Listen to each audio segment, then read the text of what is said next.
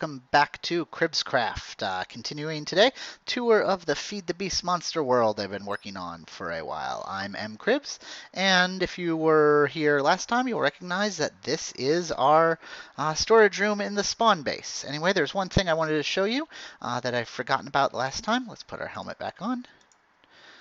And it is over here. If you know the Monster mod pack at all, you'll know that there's a lot of different types of cobblestone. So here we set up a little storage area to get everything out that we had mined, mostly with Java barrels, but some with a little deep storage for the ones that we get a lot of. And that's cool and all, but that's not the main thing.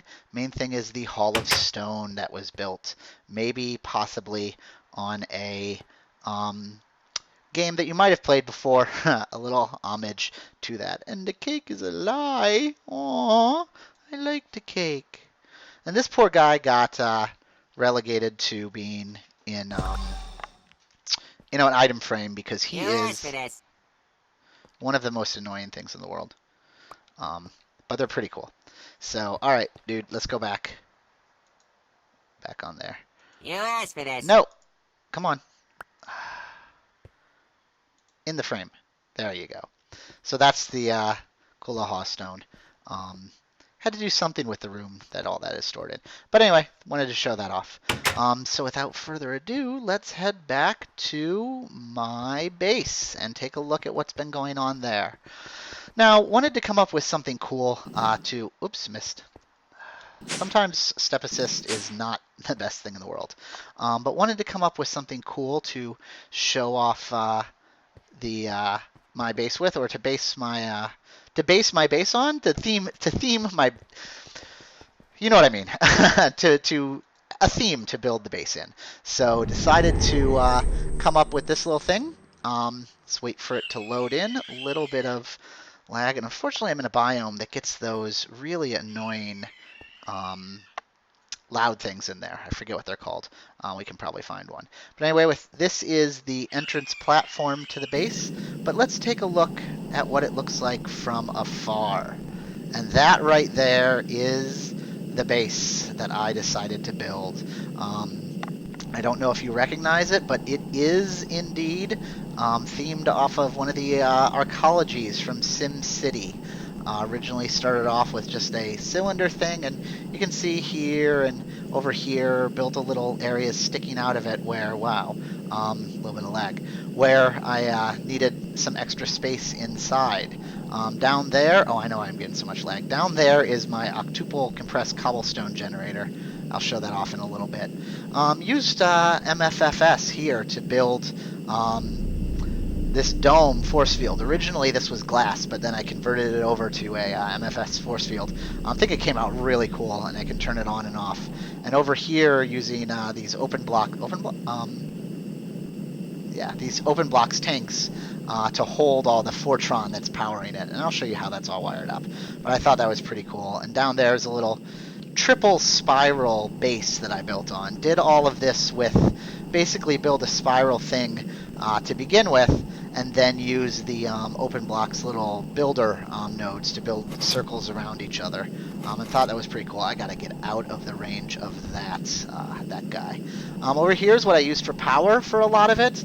I'll show all the different power options in a bit, but ended up using some of this Rotorcraft solar power. Oh, this guy! You, go away. I'm trying to record here. Alright.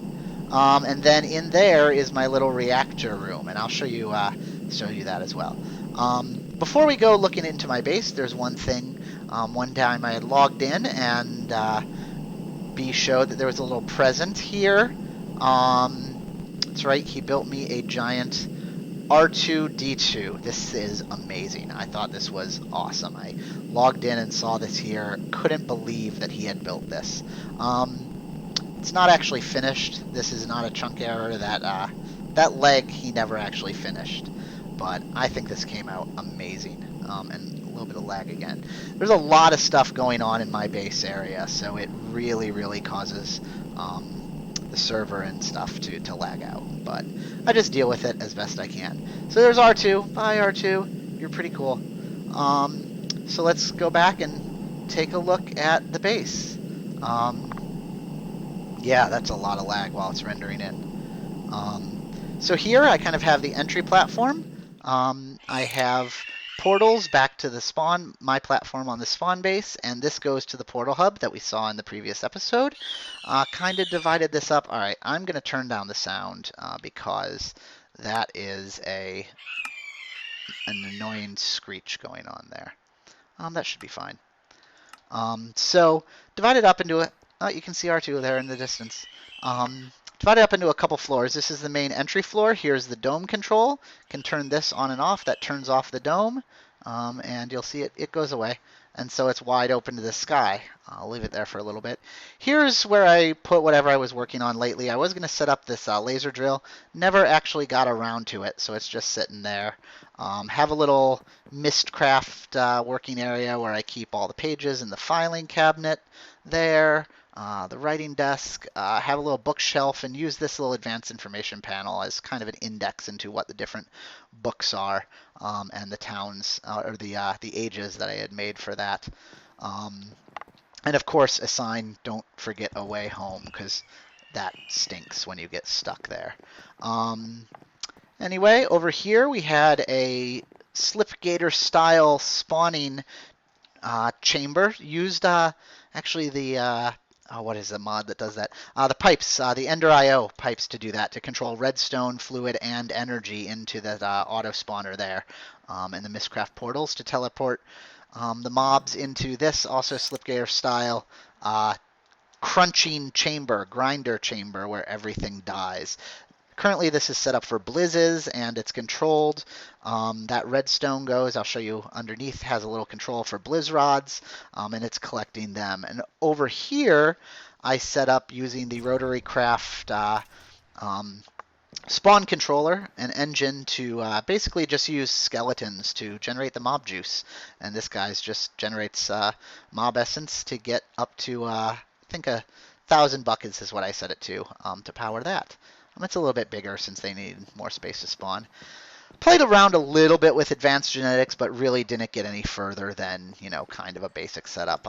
Maybe in the next season, I know it's in Mod Sauce, I'll play around with advanced genetics because it seems really, really cool. But I haven't played around with it much.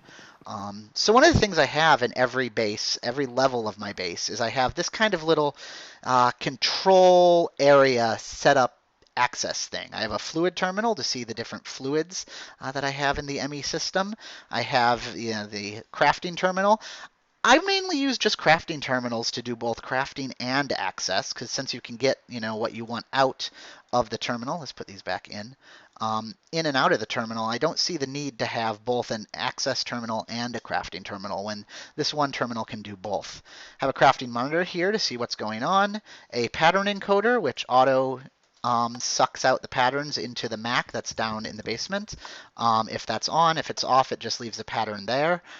If I want to pattern something for machines that I'm working on this level doesn't have a lot of machines. Trash can up here in order to throw away excess junk that I don't have. And then, yeah, that's basically it. Oh, and then I have a capacitor bank that I have wired in here that I use for charging up armor or whatever tools I got on me. One of the other things, and let's, while I'm here, turn the dome back on. Hello, dome. You should see it coming back now. Might have to fly up there. But we'll take a look at the upper level later. Have between every floor, I have this little access area, which is, just 3 blocks high, and I ran ME cable, and at this point, this was before I discovered Ender IO cable, so I just used the redstone energy conduit, and, just ran it under here so I can do the wiring. Here you can see that the floor below, I have a little blood magic altar set up there. Also stuck magnum torches and wireless access points in between under here. Here's underneath the skeleton spawner and my sound muffler I have there. And just a nice way to do all this piping and wiring in a way that you can't, it's not really visible to the outside. And here is where I run the Fluidux with the Fortron in it in order to power the dome control. This goes to on the other side of these covers is these open blocks tanks that are holding the Fortron in it, and then this is underneath the entry platform that I have there. Basically just wired up a whole ton of these coercion drivers, suck the Fortron out of them and hold them in the tank down there before it gets piped to the emitter that is generating the dome. And this is run off of my main power system. And it's been enough that just, it keeps up, and that dome can be up and running pretty much forever. It took a lot of experimentation to find the right number of things I needed to have that. So come back up here. You can see that the dome is back in place. Before I head up, I'll just take a look down. There's the other levels. You'll see the level down there is kind of my magic level, and then industrial. But I put this rainbow tree right in the middle that I thought was a pretty cool touch and made it look kind of nice. So let's head up. And on this level, same kind of little mini setup. This doesn't have the fluid and trash because I didn't really need it. Ooh, a little glitching with that ladder on the inverted cyan lamps. These are just kind of a decoration thing.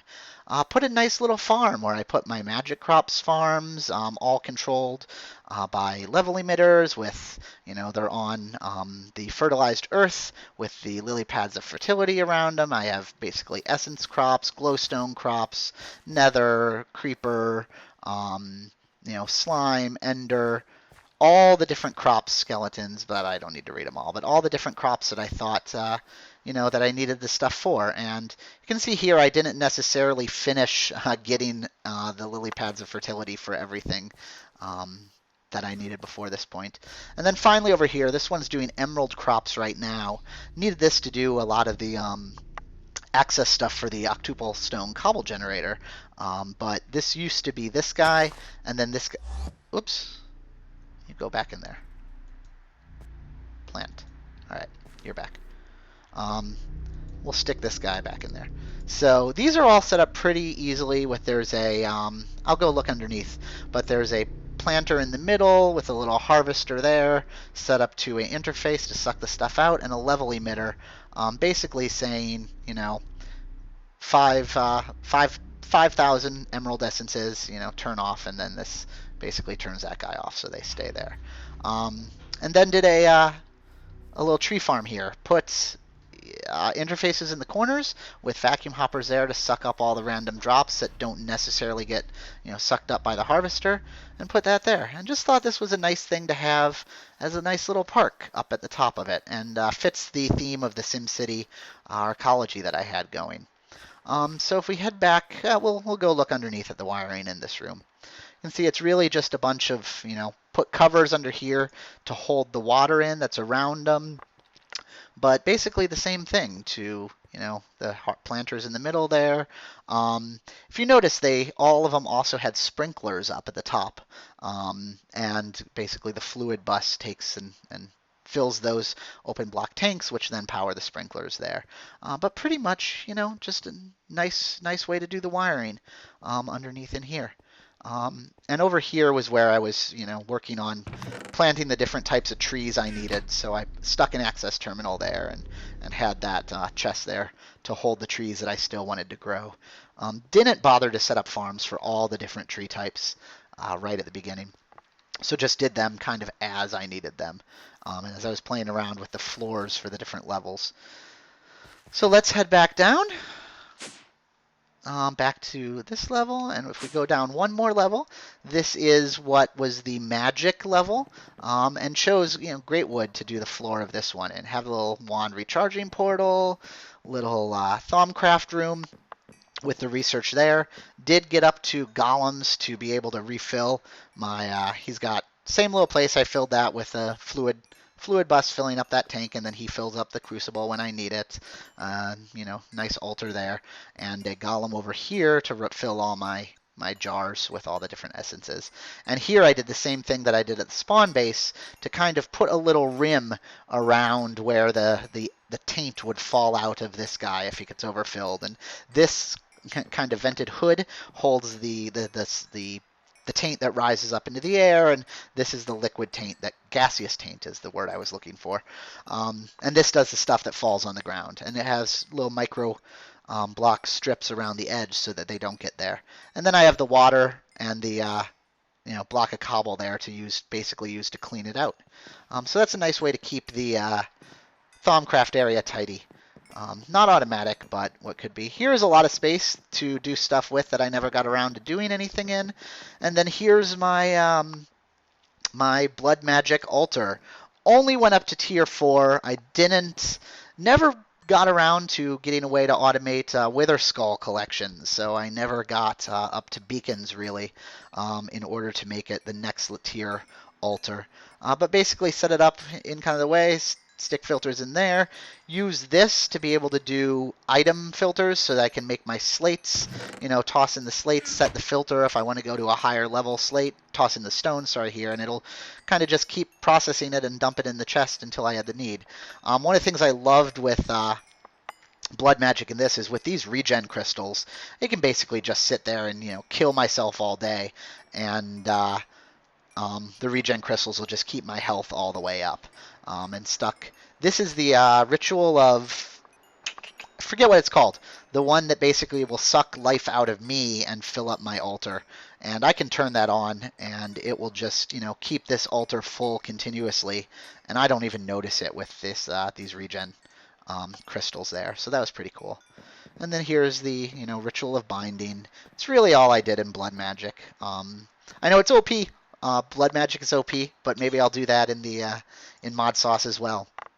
So going down one more level, this is my machine level, and also the bottom level of this main cylinder.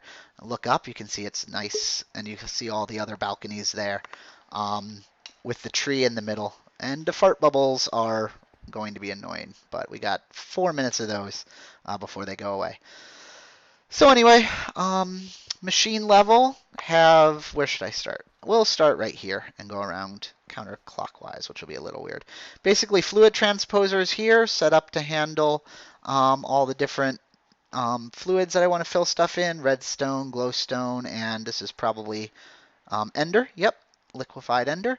And kind of follow the same general setup that I wanted to do, or that I did for all my machines. Underneath here, well, there's nothing underneath there.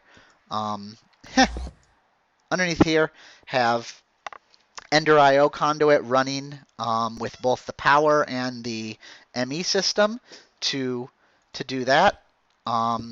Oops, that is exactly where I wanted that to go. So put those back. Ender IO cable to run to put these interfaces on here. This fills those up. Have interfaces at the top with, interfaces, the import buses to suck stuff out of the back. Interfaces hold the recipes in them that needs to be put in there. And I basically dump everything into a diamond chest, which then feeds into a hopper, which then feeds it into the machine. And that's so that, orders don't get backed up, especially if you're processing multiple orders through there. I just like to do it that way to kind of have a little buffer there. And next to it here, I have the assembly table with a block of lasers.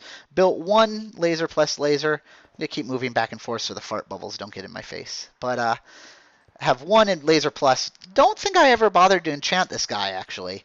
But I wasn't really using anything that made lasers by the time I got that put together, or that needed the assembly table. Use this little gate to control whether it was on or off. This is set up so that on, if work scheduled, redstone signal is on, and this will actually control a energy cell that's underneath the floor. I'll show you that in the basement view. That controls whether power goes to the lasers, because all these lasers suck power even if they're not doing any work. So that's a nice way to keep all these lasers but not really use the power if you're not doing any work. Over here I have the magma crucibles that basically keeps all my liquids in stock. And I think if I fly up here, can I go down a little bit? You can see what the fluids are. They're not showing up, but gelid cryotheum, maybe if I turn off, nope. Gelid cryotheum, energized glowstone, lava, destabilized redstone, and ender, and set up in the same kind of way that, if I have so much of it, then turn on or off to control the export bus that dumps in what you need to have it. So these are If it's below that, then it will turn on, and if it's on, then this will go active with signal, and it will dump ender pearls into here, which will basically refill the liquids. And a nice way to keep everything in stock. I really like to keep things in the system if they can be, and if there's an excess, so that you don't have to wait for it to craft things while it's going. This guy, kind of a little automated Tinker's Construct foundry, smeltery, that's the word. Set up basically, only thing I did that on that was clear glass, but you can see set up in the same way. Interface dumped into a chest, into a hopper, and then go. And then these guys just suck out the clear glass and put it in there. One of these days I would love to figure out a way to set up a smeltery with multiple outputs that doesn't leave this little leftover liquid stuck in the casting basins. Maybe I'll work on that in mod sauce. Anyway, over here well, it actually starts over here, basically ore processing, ore to dust, set up same way. If there's more, if I have more than 512 ore, and I just decided to keep 500 roughly ores in the system in case you'd need it. You don't really, but why not? It doesn't hurt to have the extras in it.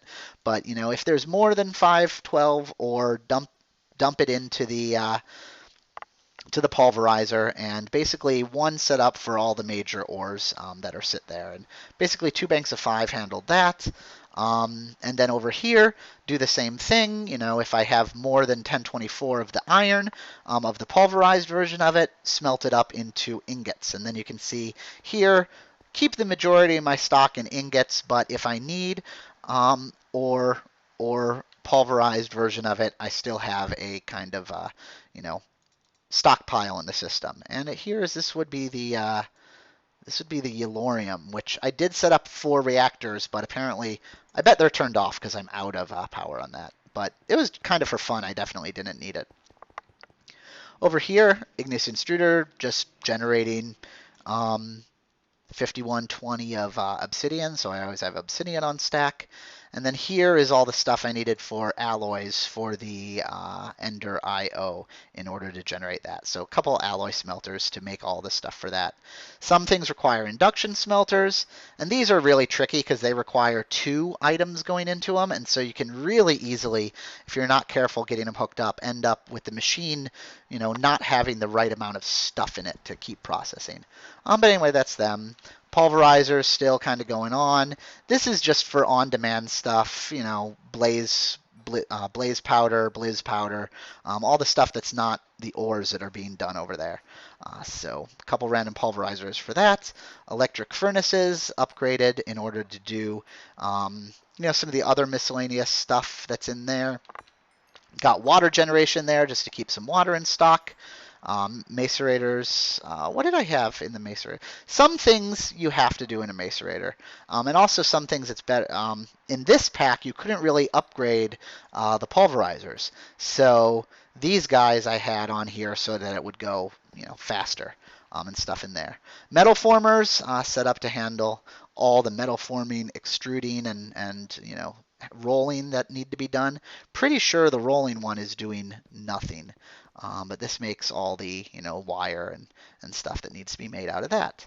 And over here had an extractor to basically just make rubber from the rubber wood. And then 2 painting machines I used a lot of with the Ender IO. Use a lot of facades, the Ender IO facades. So I basically had one for cyan, clay, and one for the marble. And that's because if you look, the majority of my base is marble and the cyan stayed clay. A little regular glass cooker over there. And then this is where I did all the processing of the stuff from magic crops that were being grown up there. Basically, same setup as the ores that are over there. Say, if you have more than 5120 of the essences, then make it into the final product. And that I use cyclic assemblers to make those things. So did that for all the different crops that I'm growing there. And that's the bulk of the main base. Haven't seen the ME system yet, so if I go down one more elevator here in the center, down here is kind of the subfloor. You can see the walls start curving in. This is because the outside of the cylinder starts curving in there. Kind of divided it up with the little glass screen going on here. Same thing as kind of the under in between floors that I had there, but I had a little more room. So I run all my cable under here. I basically, for all the machines that didn't take RF, I just did these energy converters here. So they just convert the RF into the IC2 power. And by the time I was wiring this up, I had enough stuff that I just did it one for each set of machines. And you can see originally I had the floor being just this plain marble. So in the areas where you can't see it upstairs, it still is the plain before I converted it over to this chiseled marble. Here's my little machine that basically just gives me the ability to query my ME system on demand remotely via the logistics pipe interface. So hooked up my Ender chest to a remote order logistics pipes and a interface. And this is actually more complicated than it needs to be. But, you know, I don't think this one's necessary. One of these isn't actually necessary, but it's working, and so I'm not going to touch it. Rule number one, if it's working, don't touch it. So that's there. And then other random stuff in the back. Here's the main ME system, kind of the same setup I have on every floor, repeated with the fluid terminal, and this one has an access terminal mainly just for symmetry, controller in the middle, pattern encoder, and here I have the Ender chest that serves as the main import to the entire system from both an Ender pouch that I keep on me in order to, not that one, but one of the ones here, an Ender pouch that I keep so I can just dump anything into the system, and also from my quarry, an Ender chest there. Over here I have bulk storage for stuff I didn't want to store on drives. This is my main array of drives, pretty full, but I got a bunch of space still, so not worried about it at all. And then for dirt, cobble, dirt, cobble, and then what would these guys be? Gravel and hardened clay, because those were the things I was getting the most of. And kind of set it up in here. And back there, you can see, I believe that is the energy cell. That's the energy cell. So here for the laser, if work is scheduled, then it turns on the redstone signal, which then will turn on this energy cell's output. So that's how I do that. And that's kind of this main sub-basement. So really, that's most of the base, except for power generation. So if I go down here, actually no more elevators. Down here, we go down into the spiral of the base. And here's where I put power generation. So this is kind of all the way down. Now we're at ground level. And here, when I first started, I used Hypno's Cheaty Power solution that was in there, which is basically just those guys hooked up to water, and you get almost crazy amounts of power. So had those hooked up, and when that got patched out and I couldn't use it anymore, I kind of kept them around and shoved them in glass as a memorial. But down here into the access tunnels, I had the different power solutions. So if we run over here, and it's a little bit of a hike. Over here, we go to the Rotary Craft Solar Farm, and it just, have the water here pumped into there, and it's generating power. Even though this looks like it doesn't connect, it does, and so this keeps it up. And this provided enough power to really power everything I had going on. It wasn't a problem. And obviously it's on right now. If I fly up, I start burning. And then here I had a little access area, showing the solar tower. And it's pretty crazy, but I thought it was sweet. The only thing I wish happened with this, and if you see, if you fly out of range of it, since they're entities, they don't render. And unfortunately, that makes it look kind of sad from far away. I wish you could see this in all its glory from further away, but unfortunately, you can't. So back down here into the depths of the base, we'll run all the way to the other end, and super fast, and then run down this way. I just like the way these corridors are kind of dark and industrial, and just like a real access tunnel would be. But if we come down here, then I had basically this was that reactor building that you saw from the outside. Just a nice little concrete building with this little opal dome, which I thought looked cool, and 4 reactors in the middle of it. Use the design of basically liquid cryotheum in there around these, and I forget what those were filled with. Oh, they don't get filled with anything, just the fuel. But I don't really need the power from this, so I just still have it set up on Yellorium, and I haven't really been paying attention to it. And since it's been running, I basically ran out of fuel. So right now, these aren't doing anything. But if they were, I would have more power than I would ever need. So yeah, I thought it was pretty cool.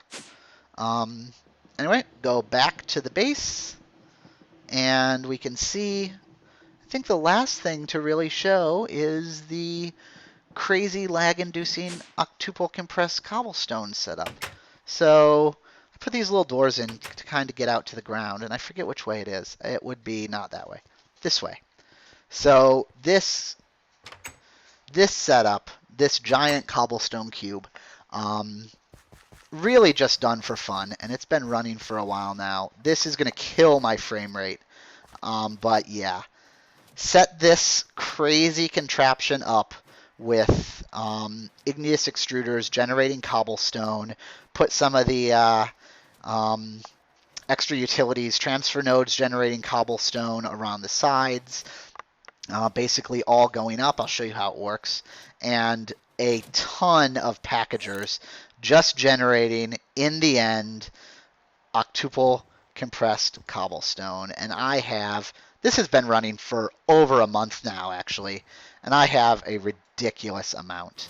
I basically have, what's that, two stacks, more than 2 stacks in there. And it's creating more and more right now because I just hooked it up. So I have, almost 3 stacks of this stuff, which is more than you would ever need, because there's a stack in here right now, and then a stack in this transfer node, and then almost a stack in my inventory. And basically, it's set up a retrieval node here, sucking whatever the output is out of a packager or more, and then a transfer node here, putting stuff into the packager from the step before it. So I go from, this one's making octuple over here to, septuple is stored in there. And this would be where the septuple is being made. Sextuple to, would be at quintuple, and on and on and on. I think that one would be making the 4 times, 3 times, 2 times, and double compressed cobblestone. I think, I have a couple levels making double compressed cobblestone. So, and it, like I said, it's killing my frame rate. And yeah, these are just going all the time. These guys are not actually going right now because these things are so efficient that the extra utilities pipes, see, it's sucking out of here into this barrel, and then this barrel is being sucked out of from a barrel all the way up at the top there that's pulling it out. But these guys down here are so efficient that it actually never, I imagine these are full, yeah, it never pulls out of this one in the middle. So it's certainly not the most efficient way to generate this stuff, and it's not very, oops, and I was on lava. Fire! Go. Not the most efficient, not kind to your frame rate or your machine at all, but wow, I just thought it was amazing to do. So yeah, and let's get out of here before things cry. But this was a lot of fun to build, and really, really rewarding to see it working. And I can't believe I have almost 3 stacks of that stuff. So that was the base that I built in Feed the Beast Monster. I don't think there's anything I forgot. So let's head back up. I hope you enjoyed seeing this, and I hope to build something equally impressive in the next series I'm going to be working on, which will actually be my first series, because this really is just kind of a little 2-episode thing to show off the base. But yeah, I will see you guys again in Feed the Beast mod. No, wait. Just mod sauce. No more Feed the Beast. This was Feed the Beast Monster. Coming up next will be mod sauce. Thank you very much. If you liked it, leave a like, leave a comment, please share it. Let me know if this is something I should keep doing. I'll probably do it anyway because it's a lot of fun. But I will see you in the future. Bye.